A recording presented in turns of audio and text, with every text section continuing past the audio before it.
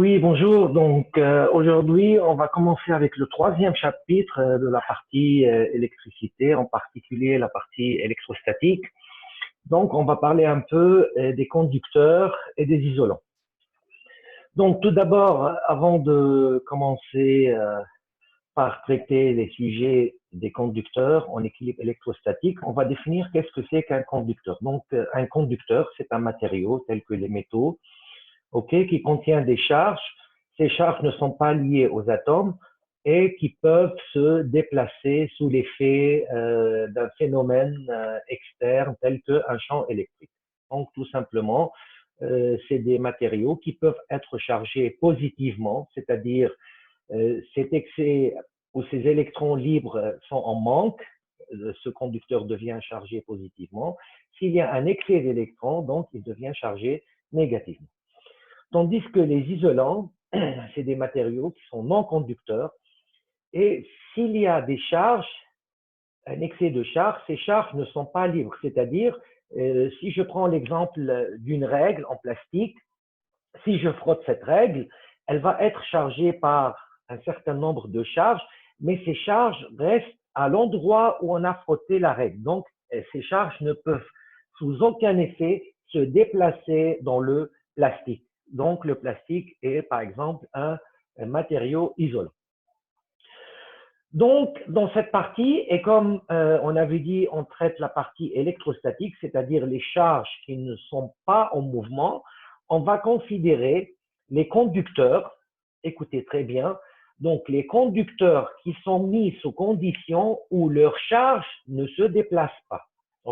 Donc, qu'est-ce que c'est que l'équilibre électrostatique? C'est-à-dire, c'est des charges qui ont fait des déplacements pendant un certain temps et arrivé à un moment où ces charges deviennent immobiles. L'instant où ces charges deviennent immobiles, donc elles ne bougent plus, on atteint ce qu'on appelle l'équilibre électrostatique. Ceci peut être appliqué sur les conducteurs. Donc, un conducteur, il peut être chargé, Si ce conducteur est éloigné de tout phénomène champ électrique, donc ces charges qui se trouvent dans ce conducteur vont se répartir de sorte à ce qu'elles prennent la forme de ce conducteur et elles ne bougent plus. Cet état-là, on l'appelle l'équilibre électrostatique. Donc, dans ce chapitre-là, on va parler des conducteurs qui se trouvent à l'état d'équilibre électrostatique et on va les appeler CEES, donc conducteurs en équilibre électrostatique. Donc, comme la définition est bien définie ici, donc un conducteur est en équilibre électrostatique lorsque ce conducteur il est éloigné de toute source externe de champ électrique et il est bien sûr isolé. Par exemple, si on prend une boule métallique qui contient des charges, pour l'isoler, il suffit de la mettre sur un plancher de bois et dans ce cas-là, elle va garder ces charges qui vont retrouver leur position d'équilibre sur toute la sphère. Donc, il y a quelques propriétés qui nous intéressent des conducteurs lorsqu'ils se trouvent à l'équilibre électrostatique. Donc, première propriété, donc on va énumérer les 4 propriétés, puis après on va faire une vérification, bien une démonstration de chaque propriété. Donc, la première propriété, c'est que le champ électrique dans le volume d'un conducteur est nul. C'est-à-dire, si j'ai un conducteur qui a un certain volume, tout point à l'intérieur du volume présente un champ électrique nul. Donc, pas de champ électrique dans le volume du conducteur. À l'extérieur du conducteur, dans le volume, pas de champ électrique. Première propriété. Deuxième propriété, c'est que le potentiel électrique en tout point du même conducteur, que ce soit un point de la surface du conducteur ou à l'intérieur dans le volume du conducteur, on prend des points sur le même conducteur, en n'importe quel point, ces points-là vont avoir le même potentiel électrique, donc V égale constante en tout point du conducteur. on parle d'un volume équipotentiel. Alors, si je prends un point à l'extérieur du conducteur, ça, c'est un autre cas, il y aura un potentiel différent. Mais dans ce cas, on parle de tout point qui appartient au volume du même conducteur. Mais deux conducteurs différents éloignés, le même conducteur va avoir le même potentiel en tout. Ça, c'est la deuxième propriété. Troisième propriété, les charges qui se trouvent dans un conducteur chargé, donc un conducteur chargé, il a certainement une certaine quantité de charges, ces charges-là vont se retrouver sur la ou les surfaces du conducteur. Si c'est un conducteur qui a plusieurs surfaces, il se peut que les charges se trouvent sur les surfaces, ou s'il a une seule surface, il va se trouver sur la surface. Je vous donne un exemple.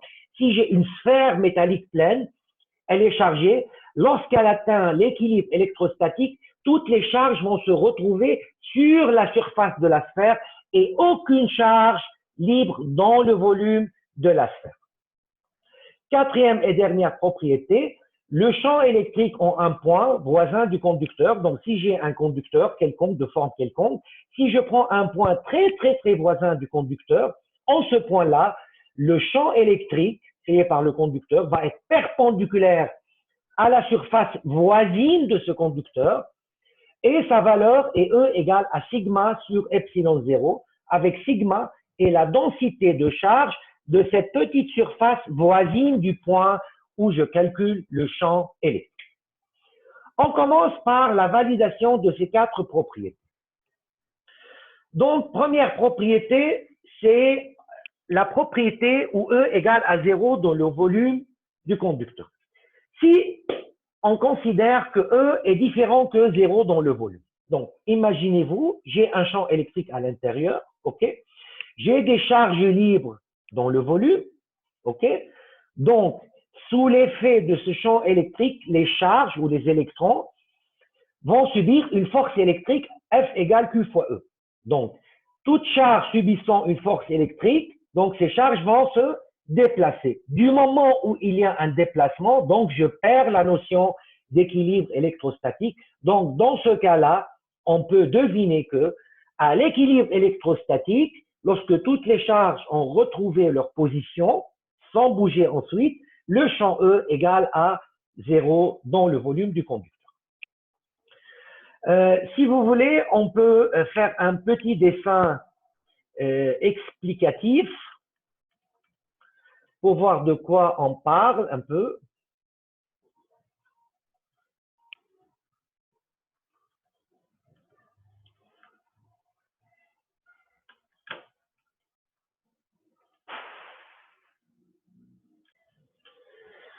Donc, si je considère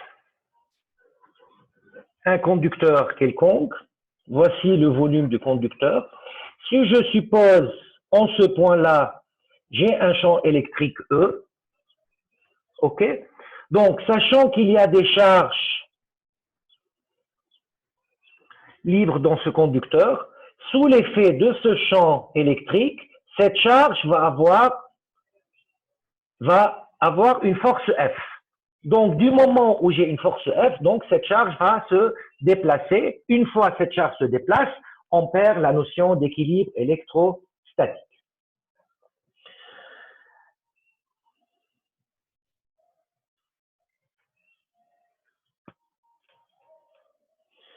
Donc, deuxième propriété, E égale à 0 dans le volume du conducteur. Donc, c'est tout simple.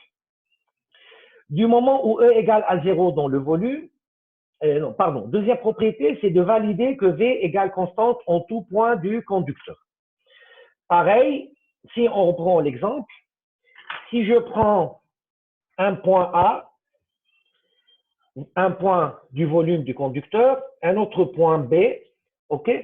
Si je veux calculer VA moins VB, donc n'importe quel parcours, donc ces deux points appartiennent au milieu où j'ai la même équation du champ électrique égale moins intégrale de B vers A de E scalaire dN. Or, dans le volume E égale à 0, intégrale définie de 0 égale à 0, donc VA égale à VB. Donc, tout point du conducteur admet le même potentiel. Troisième propriété, c'est sachant que E égale à 0 dans le volume, ok? Donc, on reprend l'image également, ok? Donc, sachant que j'ai un conducteur, et du moment que E égale à 0, ok? Si je prends un point ici, E égale à 0, pour que E soit égal à 0, en appliquant le théorème de Gauss, on choisit une surface de Gauss, ok? Donc, la quantité de charge incluse, Q incluse, doit être égale à 0 pour que le champ électrique à l'intérieur soit égal à 0. Donc, on peut deviner que si ce conducteur est chargé, ok, toutes ces charges ne vont pas se retrouver dans le volume du conducteur. Par conséquent, elles vont se retrouver sur la ou les surfaces. On verra ensuite pourquoi la ou les surfaces du conducteur. On passe à la quatrième propriété. Donc, dans la quatrième propriété, pour la valider, on considère un conducteur. Donc, voici le conducteur. Voici le conducteur. Donc, il est en équilibre électrostatique. Pour l'instant, on n'a que E dans le volume égale à 0, première propriété. Q à l'intérieur du volume égale à 0, donc toutes les charges se retrouvent sur la surface. Pour trouver le champ électrique en un point très voisin de ce conducteur, on considère un petit cylindre de Gauss, ok? Donc, le flux à travers le cylindre fermé, c'est égal au flux 1 plus flux 2 plus flux 3. Donc, flux 1, c'est E fois S1, flux 2, c'est E fois S2, et flux 3, c'est intégrale de E des S3. Jusqu'à maintenant, on n'est pas sûr que E est perpendiculaire à cette surface. Ok? Elle n'est pas normale à cette surface. Comment pouvons-nous justifier ça? Supposons que le champ électrique E n'est pas normal à la surface. Donc, il va avoir une composante normale et une composante tangentielle. Donc, à votre avis, si j'ai une composante tangentielle du champ E et qu'il y a des électrons ou des charges sur cette surface, ces charges, qu'est-ce qu'elles vont subir? Elles vont subir une force électrique. Donc, si les charges qui se trouvent dans cette surface-là subissent une force électrique, donc ces charges vont se déplacer sur cette surface. Donc, on perd la notion d'équilibre électrostatique. Donc, forcément, E sera normal à cette surface. Par conséquent, E scalaire S1 égale à E S1. À travers le flux 2, E à l'intérieur égale 0, donc E scalaire S2 égale à 0. Puis, intégrale de E ds 3 égale à 0, car E est perpendiculaire à ds, vecteur unitaire surface du contour du cylindre. OK? Donc, finalement, en faisant le calcul, on trouve que le flux est égal à E fois S. OK? Donc, je rappelle que S1 égale S2 égale S, la surface qui est l'intersection entre le cylindre de Gauss et le conducteur lui-même. Donc, est égal Q incluse, donc la quantité incluse, c'est la quantité de charge dans cette surface-là du conducteur, égale sigma fois S sur epsilon 0. Donc, on trouve E égale sigma sur epsilon 0. Donc, en un point voisin du conducteur, E sera normal à la surface proche de ce point, tel que la valeur de E égale sigma sur epsilon 0. Donc, on reprend les transparents. Ça, c'est pour la quatrième propriété. Donc, pour vous, il est très utile de connaître par cœur et de comprendre ces 4 propriétés du conducteur en équilibre électrostatique pour baser là-dessus pour la suite. Donc, tout rapidement, la notion d'un conducteur isolé, on en a parlé. Un conducteur est dit isolé lorsqu'il est éloigné de toute source de charge électrique ou source qui crée un champ électrique et lorsqu'il n'est pas lié au sol. Donc, qu'est-ce que ça veut dire mise au sol d'un conducteur? Un conducteur est dit mise au sol ou mise à la terre. Donc, lorsqu'il est relié à la Terre, qu'est-ce que c'est que la Terre? La Terre ou la masse, c'est une source d'électrons qui peut fournir des électrons à un conducteur qui est en manque d'électrons ou bien récupérer les électrons d'un conducteur qui a un excès d'électrons pour le rendre neutre dans les deux cas. اوكي هيدي بنسميها التير. اذا بدي اشرح لكم بالعربي شوي مبدا التير هو اذا بتاخذوا البريز في عندي 3 fiches. En principe, il va y avoir, en avoir 3. 2, c'est la phase et le neutre. Et la troisième, c'est la terre. L'objectif de la terre, مثلا إذا هحكيكم شوي بالعربي، إذا أخذت أنا براد، البراد عنده شاسيه حديد، كلكم بتعرفوا إنه أمرار أنا إذا كنت واقف وكمشت البراد بكهرب ليش؟ عشان في accumulation de charge sur le châssis du frigo. Ok, donc pour éviter cette décharge dans le corps humain, qu'est-ce qu'on fait? On branche le châssis du frigo vers la terre, comme ça, toute accumulation de charge qui se trouve dans le châssis vont être directement absorbées par la terre. Ok, وهو هذا الفيش الثالث يلي بأكثرية البيوت ما له مطرح ينحط فيه. Ok, هذه هي ce qu'on appelle la terre. Donc, passons maintenant à la cavité à l'intérieur d'un conducteur. Donc, je considère ici un conducteur. OK? Ce conducteur, donc, le matériau, c'est ici. La partie assurée, c'est le conducteur. OK? Et à l'intérieur, il y a une cavité vide. Si je veux calculer la différence de potentiel entre deux points A et B, situés sur la surface interne, هذا conducteur عنده deux surfaces. أول surface هي surface interne, وثاني surface c'est la surface externe. Donc pour calculer VB moins VA, donc VB moins VA égale moins intégrale de A vers B de E scalaire dl. OK? Or, ici entre A et B, le champ électrique créé par une cavité vide, c'est égal à 0, car pas de charge ici. Donc, on trouve que VB égale à VA. Et par conséquent, delta V, donc tout potentiel en un point situé sur la surface interne, est égal à une constante. OK? Maintenant, on va parler de ce qu'on appelle le phénomène d'induction ou influence électrostatique. Pour cela, on considère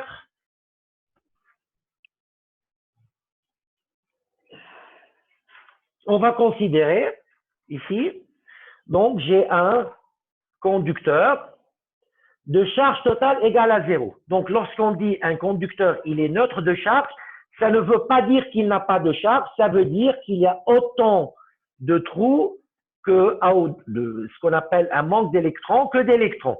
Tous les trous sont remplis par des électrons. Ça, on appelle ça un conducteur neutre de charge.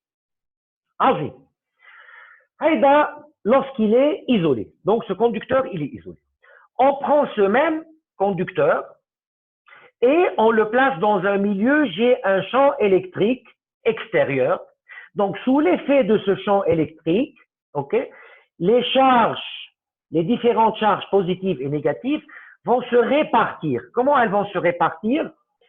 Les moins, les signes moins ou bien les électrons vont être attirés par le champ électrique. Une charge négative, elle est attirée par le champ électrique, tandis que les charges positives sont repoussées par le champ électrique. OK?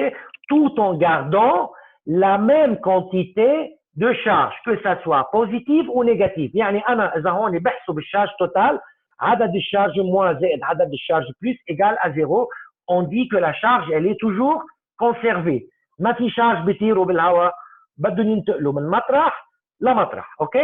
Donc, le fait qu'il y a cette répartition de charge, ceci va générer à l'intérieur du conducteur ce qu'on appelle un champ électrique induit en rouge. شو هو هذا الشامp électrique؟ بكل بساطة إذا أنا بيجي عندي أي objet هون، أوكي؟ عندي من ميلي عندي موان، من ميلي عندي plus. OK? Ces charges positives vont créer un champ électrique dans ce sens, E+. Les charges négatives vont également créer un champ électrique E- dans ce sens. Le E total est عبارة عن جمع deux vecteurs de même sens et de même direction. Donc, on représente tout ceci par un vecteur E induit équivalent هو جمع ال E plus E-. OK? هيدي بكل بساطة هذا الشيء اللي عملناه. Donc, le phénomène d'accumulation de charges à gauche et à droite a créé dans le volume un champ électrique induit. نحن هون on a atteint l'équilibre électrostatique. انتبهوا كثير منيح. أنا أول ما حطيت الشون إلكتريك تحركوا الشارج، بعدين شو صار؟ تحركوا بفترة معينة ووقفوا، ما عادش عم يتحركوا، جمدوا. يعني مثل كأنهم ضغطوا على السيرفاس للكوندكتور. أوكي؟ عظيم. بيجي هون السؤال بتقولوا لي طب أنت يا أستاذ قلت un conducteur en équilibre électrostatique بحرف العبارة admet un champ nul dans le volume. وأنت هون عم تقلنا في عندي champ électrique induit. صحيح. بس أنا je n'ai pas continué mon raisonnement. Il y a également le champ électrique provenant de l'extérieur, quand même il va se trouver dans le volume du conducteur. La présence de ce champ externe dans le volume, هدفه شو هو؟ إنه يعمل annulation de ce champ électrique induit. Donc c'est un champ qui sera opposé au champ électrique induit. Par conséquent, le champ électrique total dans le volume du conducteur هو عبارة عن الشامp externe اللي فات على قلب الكوندكتور زائد le champ électrique induit qui est dû à cette séparation de charge, et on trouve toujours un champ électrique égal à 0 dans le volume du conducteur. Donc هيدي بالنسبة لإلي كيف حصلنا ضلينا محافظين على قصة le champ électrique dans le volume du conducteur. En équilibre électrostatique, il est toujours égal à 0. OK? Donc, l'explicatif ici, c'est marqué dans la page. OK? Donc, ça, c'est ce qu'on appelle, par rapport à ça, c'est ce qu'on appelle l'influence. Donc, ça, c'est ce qu'on appelle l'influence électrostatique. يعني تأثير الشارج اللي موجودين بالكوندكتور تحت تأثير الشامp électrique externe. Dans cette influence, on va voir deux types.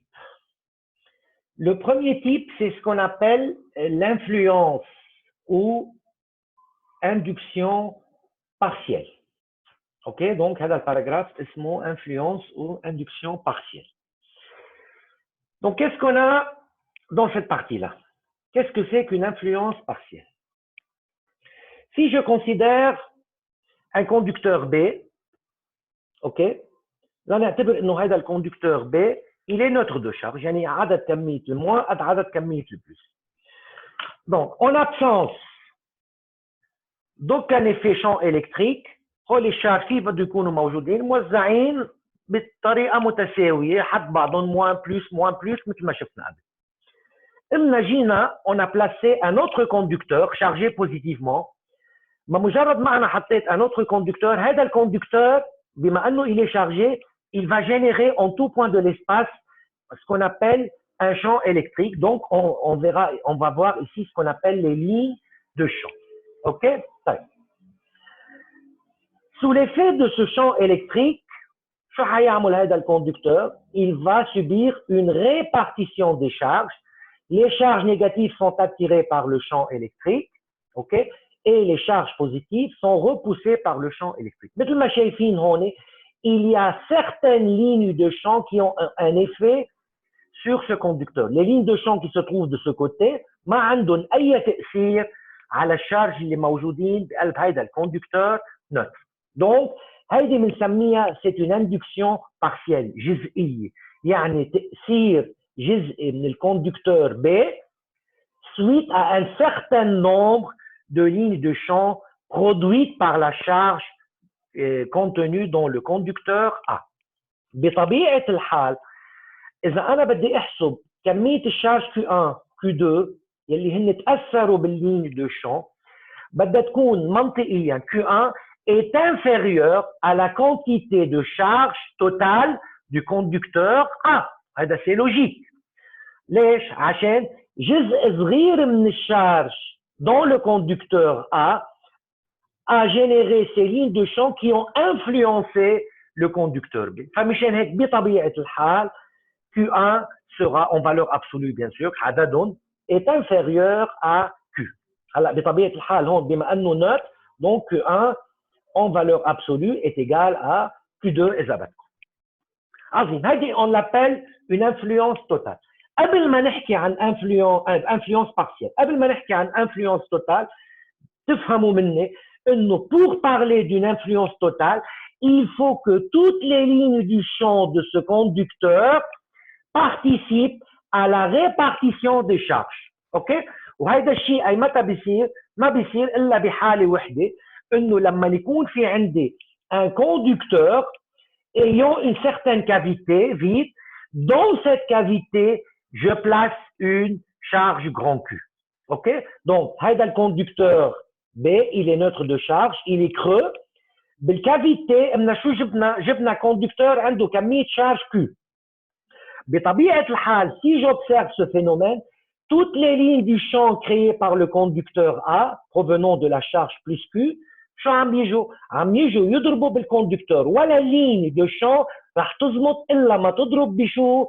بهذا الكوندكتور.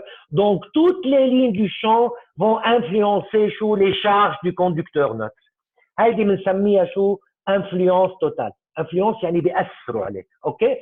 بهيدي الحالة بما انه اللين دو champ toutes les lignes de champ provenant de Q vont influencer ce conducteur، بدي اجلب كمية شارج على السيرفاس انترن، اوكي؟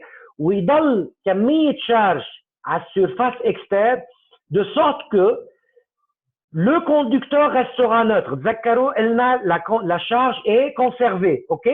Je peux faire une répartition des charges mais je ne change pas la quantité de charge totale. انتم برأيكم اذا عندي influence totale يعني مثل كأنه انا عندي شارج خلقوا شون الكتريك، هيدا الشون الكتريك كله الشون الكتريك اثر على الكوندكتور. يعني شو بده يجلب؟ بده يجلب la même quantité de charge Q بس بما انه ligne de champ attire les charges négatives فحيطلع عندي انه sur la surface interne j'aurai Q' égale à moins Q. sur la surface externe قديش بده يضل؟ بده يضل بمقدار انه le Q total égale à 0 يعني Q' plus Q seconde égale à 0 عشان conducteur B est neutre. donc par conséquent j'aurai Q seconde égale à plus Q. فكيف بدهم يتوزعوا هيدول الشارج بعد الانفلونس توتال؟ هيكون عندي plus Q sur la surface externe et moins Q sur la surface interne. اوكي؟ بطبيعة الحال هيدي بنسميها l'influence totale. Si je comptabilise la quantité de charge totale du conducteur B, il est moins Q plus Q égale à 0, donc il est toujours neutre, mais les charges se sont réparties d'une manière différente. مشان هيك أنا كنت عم بحكي إنه dans le cas d'un conducteur هلا صارت واضحة بالنسبة لنا، si la cavité à l'intérieur est vide ما فيها charge بقلبها et que le conducteur est en équilibre électrostatique، بهيدي الحالة toutes les charges vont se retrouver réparties sur la surface externe. On va faire un petit dessin significatif لنوضح الأمور كلياتها. إذا أنا عندي conducteur، أوكي؟ هيدا الكوندكتور لنفترض هون عندي vide وما حاطط شارج بقلبه. إذا كان شارجي بلس كيو يعني كل هالكيو وين بدهم يكونوا؟ على السيرفاس externe. Ce même conducteur يلي عنده charge plus Q، ok، وعنده cavité vide، بس à l'intérieur de cette cavité je place une charge plus de Q. انتم برأيكم شو بدها تعمل هيدي الشارج plus de Q؟ Elle va attirer la même quantité de charge sur la surface interne يلي هي moins de Q. Et combien il restera sur la surface externe? Il restera X tel que moins 2Q plus X est égal à la quantité de charge totale. بعدني عم باخد نفس الكوندكتور يلي عنده même quantité de charge. بهيدي الحالة قديش بتطلع الإكس؟ بتطلع الإكس égal à plus 3Q. Donc, plus 3Q moins 2Q, on obtient la quantité de charge totale. Donc, c'est ça la différence entre un conducteur à cavité vide الشارج حيكونوا موجودين على السيرفاس اكسترن. بحب اذكر هون يعني انا على السيرفاس انترن j'ai zéro charge. OK? بينما si je place une charge dans la cavité, عندي influence totale, toutes les lignes de champ provenant de 2Q vont influencer le conducteur. راح يجلبوا على السيرفاس انترن la même quantité de charge mais avec un signe moins. قد ايه راح يضل على السيرفاس externe بمقدار انه x moins 2Q égale à Q. Donc je trouve x égale à plus 3Q. Donc هذا كل شيء بالنسبه للكور chapitre 3. واذا الله راد دونك لا مثل ما وعدتكم انا هالاسبوع حنزل لكم محاضره واحده. La semaine prochaine, je vais vous placer les exercices sur le conducteur en équilibre électrostatique. Et merci bien pour votre attention et bon courage pour la suite.